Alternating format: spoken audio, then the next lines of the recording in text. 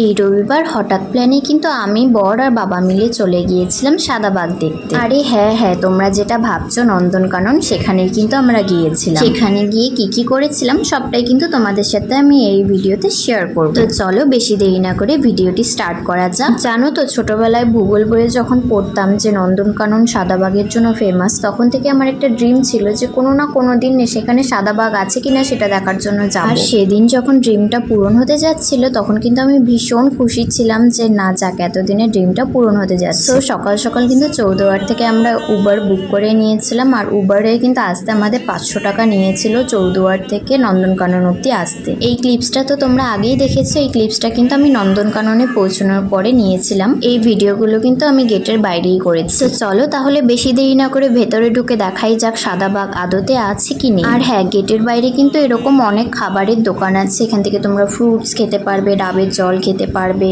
এছাড়াও south Indian যেসব food হয় সেসব আছে এখানে। আর ভেতরে ঢুকে দেখো টিকিট কাউন্টারে আগে কত ক্রাউড এখানে। আমরা তো সেদিন প্রথম গিয়েছিলাম নন্দনকাননে, তাই সেদিন কিন্তু আমাদের সাথে অনেকেই স্ক্যাম করার চেষ্টা করেছে, কিন্তু যাই হোক আমরা ভগবানের কৃপায় আমরা সেসব ফাঁদে পড়িনি। আর কি স্ক্যাম সেটা কিন্তু তোমাদেরকে আমি সবই জানাচ্ছি এক এক করে। আশা করি যারা আমাদের মতন এখানে নতুন যাবে তাদের জন্য ভিডিওটি ভীষণ ইনফরমেটিভ হবে। আর ভেতরে ঢোকার মুখে কিন্তু তোমরা এরকম ম্যাপ দেখতে পারবে, আর এরকম ম্যাপ কিন্তু অনেক জায়গাতেই আছে ভেতরে। এই ম্যাপের দ্বারা তোমরা বুঝতে পারবে কোথায় কোন অ্যানিমেলস আছে। আর ভেতরে ঢোকার মুখে এখানে দেখে নাও এখানে কাদের কাদের জন্য ফ্রি ফ্যাসিলিটি আছে, ওড়িয়া ভাষায় আর ইংলিশে লেখা আছে। এখন কিন্তু তোমরা দেখতে পাচ্ছ আমরা কিন্তু 3টা টিকিট কেটে নিয়েছি, আর পার টিকিট কিন্তু 50 টাকা করে নিয়েছে। এটা কিন্তু এন্ট্রি টিকিট, আর 50 টাকা টিকিট কিন্তু খালি অ্যাডাল্টদের জন্য, বাচ্চাদের জন্য হয়তো টিকিটের চার্জেস আলাদা আছে। তো চলো এখন তোমাদেরকে জানাই যে আমাদের সাথে কি কি স্ক্যাম হতে নিয়েছিল। আমরা যখন বাইরে ছিলাম ওখানে কিন্তু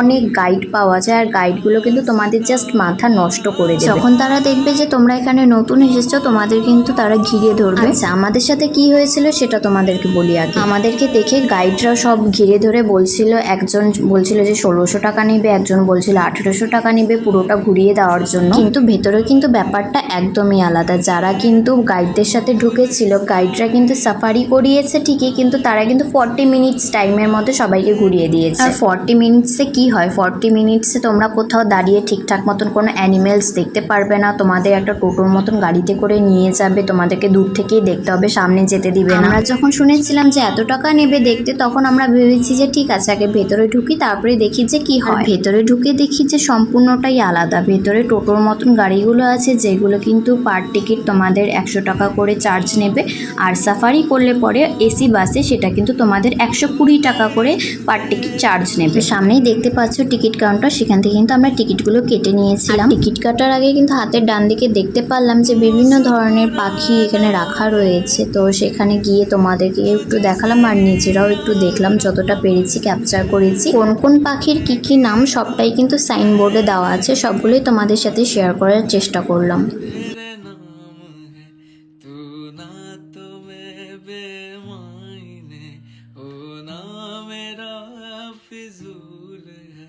कोई शर्त हो या दर्द हो ये राबता।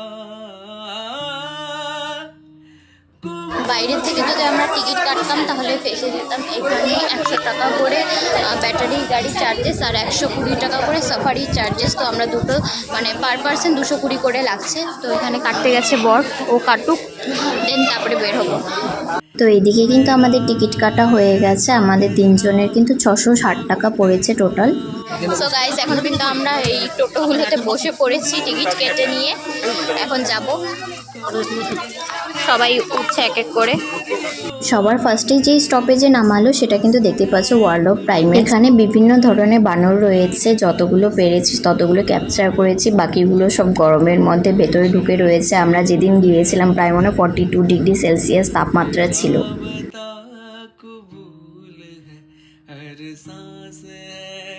এই তো এখানে যে সাইনবোর্ডটি দেখতে পাচ্ছ, যে বানরটি আছে, এটাকে কিন্তু আমরা কোথাও দেখতেই পারিনি। এই গরমের মধ্যে কোথায় যে ঢুকে বসে আছে কে জানে।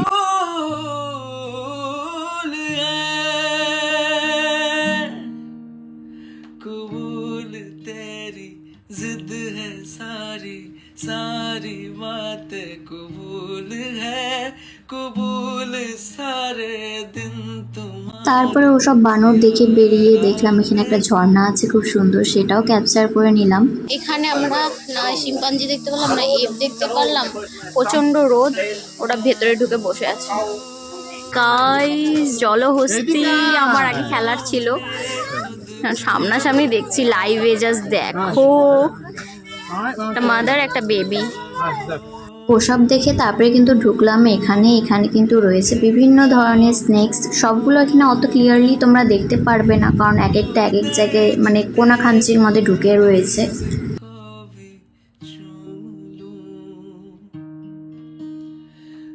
मुस्कुराना है तुझसे तुझसे তারপরে দেখো কত বড় গিরগিটি, এত বড় গিরগিটি আমি সবসময় টিভিতেই দেখেছি, আজকে সামনাসামনিও দেখলাম। जिंदगी तेरे नाम है तू ना तो मैं बेमान এই সাইডে বিভিন্ন ধরনের টার্টেলস রয়েছে, দেখতেই পাচ্ছ তোমরা। है कोई शर्त हो या दर्द তারপরে এখানে রয়েছে কুমির, আমাদের এখানে তো রসিক বিলে সব ঘড়িয়াল, কিন্তু এগুলো কিন্তু কুমির। তারপরে এখানে দেখো গোসাপগুলোকে কিভাবে একটার উপরে একটা শুয়ে রয়েছে। এখানে রয়েছে গ্রিন কালারের গিরগিটি। তারপরে ওই দূরে দেখতে পাচ্ছ হরিণগুলো বসে আছে, এখানে কিন্তু হরিণের অনেক ভ্যারাইটি রয়েছে, এটা তার মধ্যে একটা। मेरा है जो তারপরে এখানে দেখো কিউট একটা প্রাণী, কি সুন্দর না, খেলে খেলে বেড়াচ্ছে। এসব ঘুরতে ঘুরতে কিন্তু আমাদের পা পুরো ব্যথা হয়ে গেছে, সব কিন্তু হেঁটে হেঁটেই ঘুরতে হয়। তারপরে আবার কিন্তু টোটোতে উঠে পড়লাম, এখন কিন্তু যাচ্ছি 2 নম্বর স্টপেজে। গাইস এখন সাফারি করতে যাচ্ছি, বাসে উঠবো। ও সরি, আমি বলতে ভুল করে ফেলেছিলাম, আসলে 2টো স্টপেজ আমরা হেঁটে হেঁটেই ঘুরে ফেলেছি, আসলে প্রথমবার গেলে পরে যা হয়। 3 নম্বর স্টপেজে কিন্তু এই সাফারি রয়েছে, এখন কিন্তু আমরা 3 নম্বর স্টপেজে চলে এসেছি, এই তো সাফারির জন্য ওয়েট করছি। তো দেখতে দেখতে আমাদেরও নাম্বার কিন্তু চলে আসে, বাসটা কিন্তু পুরোটাই কভার করা রয়েছে, আর আমরা কিন্তু বাসের একদম লাস্টে বসেছিলাম, লাস্টেই আমরা সিট পেয়েছি। সাফারিতে উঠে কিন্তু প্রথম জোনটার মধ্যে রয়েছে বাঘ, তো চলো দেখা যাক এখানে আদতে সাদা বাঘ রয়েছে কি নেই। বাঘ গাইস, বাঘ জলের মধ্যে ডুবে আছে। গাইস দুটো বাঘ দেখা যাচ্ছে, ওয়াও।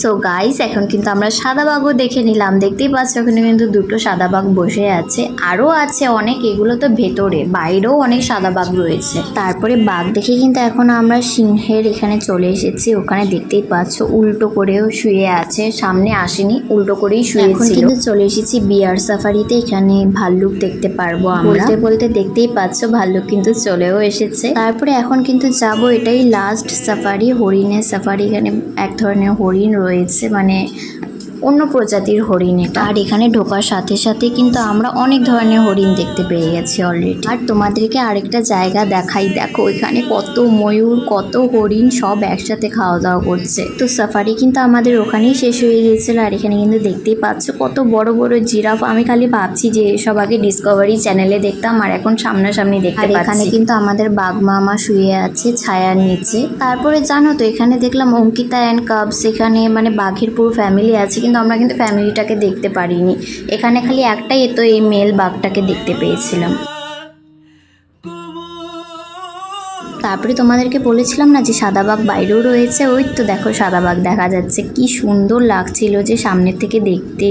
जरा देखो नाम तेरा ले তারপরে এখানে দেখো একটা লেপার্ড গাছের উপরে আরামসে ঘুম দিয়েছে। जो मेरा सब तेरा এভাবেই কিন্তু ঘুরতে ঘুরতে আমরা একদম পুরো লাস্ট স্টপেজে চলে এসেছিলাম, এটা 8 নম্বর স্টপেজ। এখানে রয়েছে ভাল্লুক, দেখতেই পাচ্ছ 2টো ভাল্লুক কি সুন্দর করে খেলা করছিল। तेरी ओर है सांस है खुशबू भरी তারপরে দেখো সিল মাছের মতন কিছুটা এই প্রাণীগুলো, কি কিউট দেখতে, সবগুলো কিন্তু জলের মধ্যে ডুব দিচ্ছিল, এত সুন্দর লাগছিল দেখতে। ये राब তারপরে এখানে দেখো এক প্রজাতির হাঁস, কত বড় সাইজের, এটা সামনের থেকে দেখতে আরো সুন্দর লাগছিল। এসব দেখে টেকে কিন্তু বাইরে বেরিয়ে গিয়ে এখান থেকে ডাবের জল নিয়ে নিয়েছিলাম, যেহেতু প্রচন্ড গরম ছিল। আর ওদিকে কিন্তু বাবা স্প্রাউটস এর কিছু একটা নিয়েছিল। যাই হোক, আজকের মতো আমাদের ঘোরাফেরা এখানেই শেষ হলো। এখন কিন্তু আমরা চলে এসেছিলাম একটা বাঙালি হোটেলে, এখানে খাওয়া দাওয়া করে এখন আমরা বাড়ির উদ্দেশ্যে রওনা দিব। আজকের ভিডিওটি তোমাদের কিরকম লাগলো অবশ্যই কমেন্টস করে জানাবে। তো আজকের জন্য ভিডিওটি এতটুকুই থাক, দেখা হচ্ছে খুব তাড়াতাড়ি পরে একটি ভিডিওতে। ততক্ষণের জন্য সবাইকে টাটা।